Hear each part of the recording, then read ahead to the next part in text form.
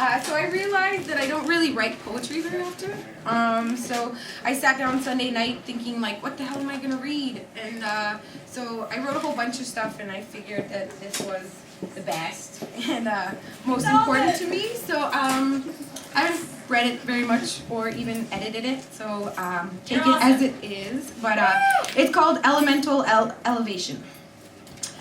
The harsh words wind pierce and belittle. The sun's judging heat melts and discourages. The high expectation of mountains that I have not yet climbed trip me so that I stumble. The wet tears of rain show weakness in the strong. The long, lonely nights of winter could put an end to one's journey. But I will not stay down. I am just resting. I have a long way to go, but plenty of time in which to travel. Your words push me forward. Your judgments show me a path. Your expectations don't matter. My tears make me stronger, and I no longer have lonely winter nights. I have battled bigger beasts, and I have trudged through thicker swamps. I am not who anyone wants me to be. I am who I want to be. You're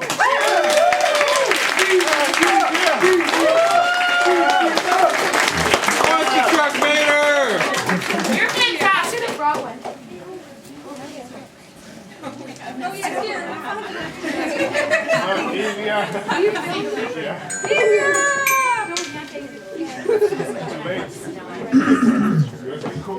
I was going to say that so I started first coming to Parkdale Writers last October, I think. And I came in, obviously, like, I like being silly. I strive to be 5, that's one of my mottos in life.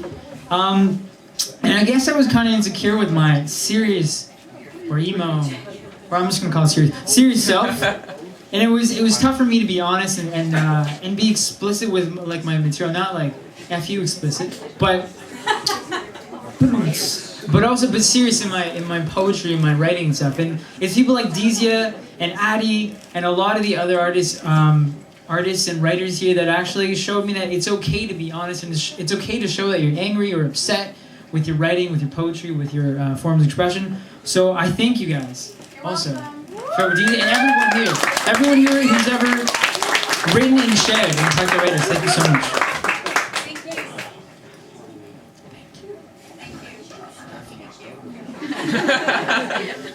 Sorry, Jesse. Laugherism number 7. All work and no play means Jack is probably a government worker.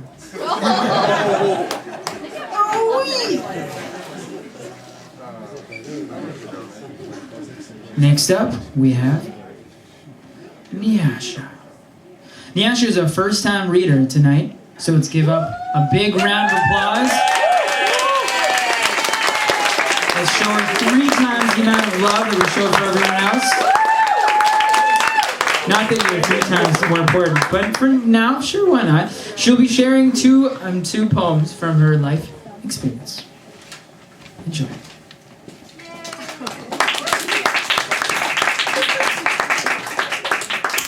Hi, everybody. This is really my first time reading my poems out loud, or actually reading them to anybody, as a matter of fact. Wow.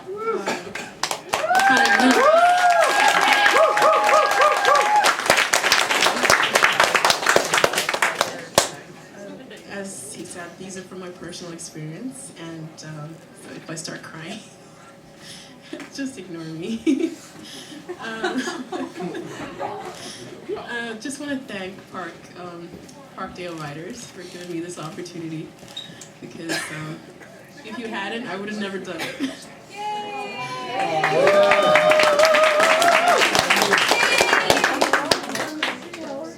My poem is called Unwanted Excuses.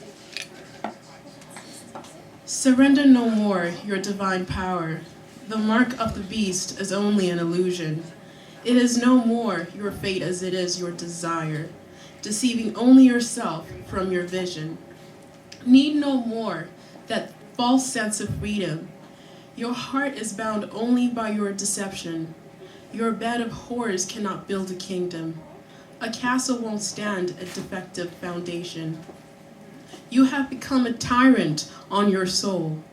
That crown of thorns bleeds your legacy. Your misdirected sense to have control withers the remains of your descendancy. And yet again, with spoonfuls of unwanted excuses, to choke down the voices that threaten their egos, they twist and turn and squirm like fish out of the seas, holding on to pointed fingers. And what about those?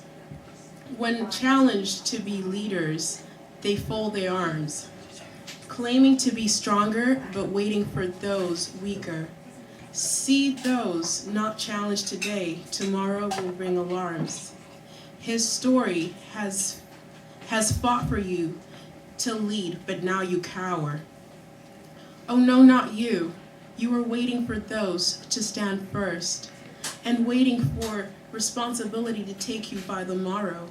But today, why not you, whose power is easily coerced? Today I challenge you. Those will have theirs tomorrow.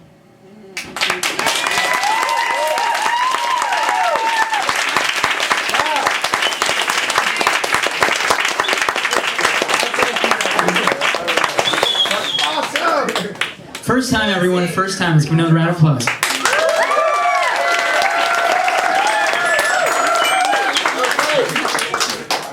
And Emily would like to have a word. I had to embarrass somebody who actually helped me name Parkdale Street Writers. She's sitting over there. Kashmia.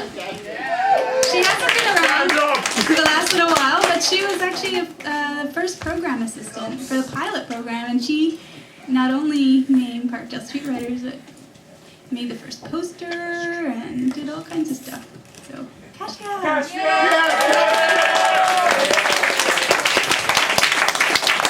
This one's for Kashmir.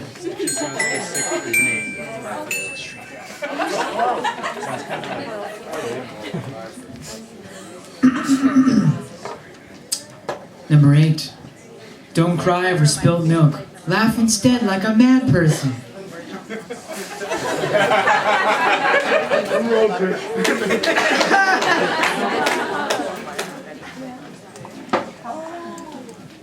Are you back, Irfan?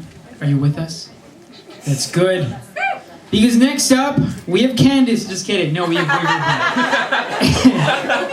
Just trying to keep it real, keep it live. Oh, Irfan, way to write your own bio here. I'm gonna have to make this up. Irfan is an amazing heavyweight champion in poetics, of course, standing at a whopping 6 feet 4. We'll give him 4 because he's wearing boots today. Standing at a whopping 6'4", bring his wits from reading in the old days and watching pop music in the new days. Here he is, bringing the best in poetry and short form prose. Irfan. Irfan Ali.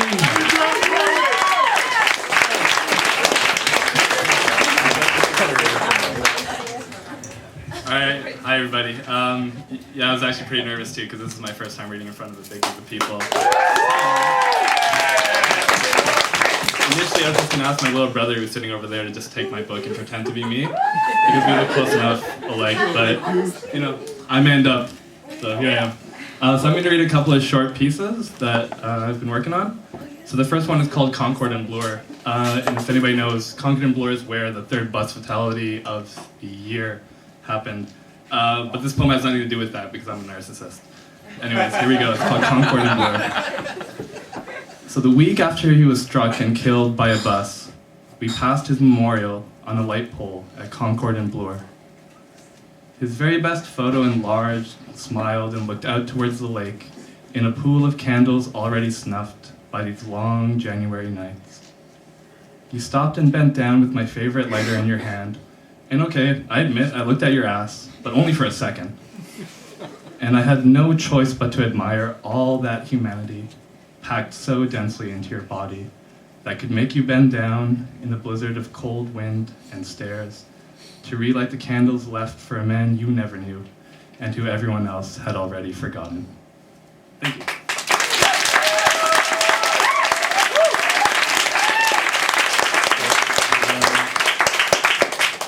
So this next one's called His Mother's Hands, which I'm actually working on right now, and I'm hoping I can actually give it to my mom for Mother's Day when it's complete. But it's not done yet, but I'm reading it anyways. Okay. What? So it goes, she poured coffee into miniature cups, which could have come from a children's playset. Her myopic hands stirred carefully as she built her own private kingdoms of milk and sugar. Those baby's hands, scored and beaten from a long life of labor and caring. Hands that call to mind my mother's own, moving in confident lines and circles, like a shodo master's strokes. Strong, loving hands that still refuse to shake, even when all her sons assembled can tell just how bad they need to. Thank you.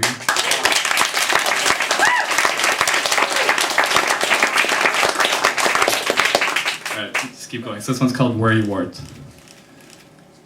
You taught me the taste between speeding cars and 40-foot drops, pirouetted and twirled from the long grasp of death and the law, reached out to claim me for the next dance, reached out for fearful fingers hiding in this mouth soured by the taste of 10 half-chewed nails, too scared to catch you when you finally fell. Their flavor scrubbed away by the slow tongues of safer women makes me heave years after you taught me the taste. That's it.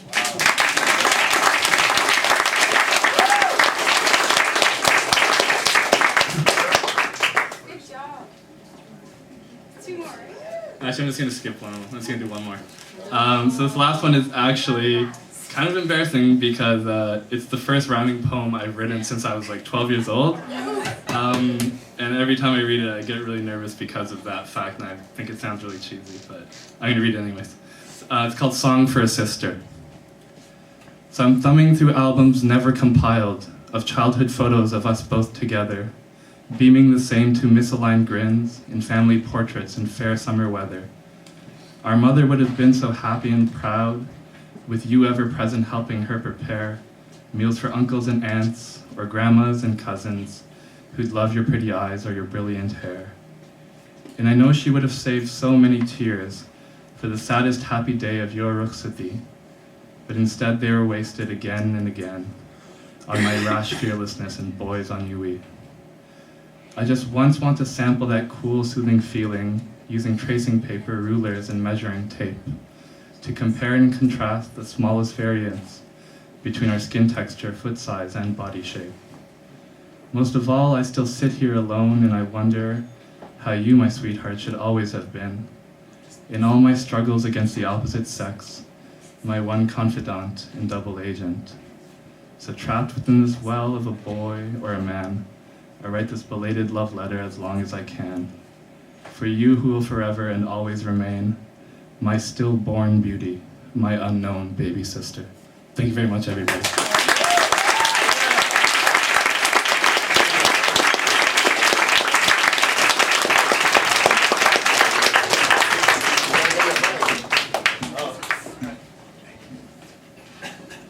You're fine. I think I have a crush on you. Hide it, man. Let it go.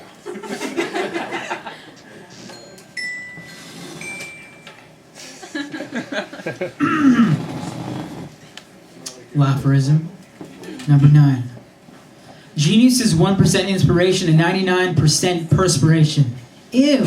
Stay away from geniuses because they sweaty.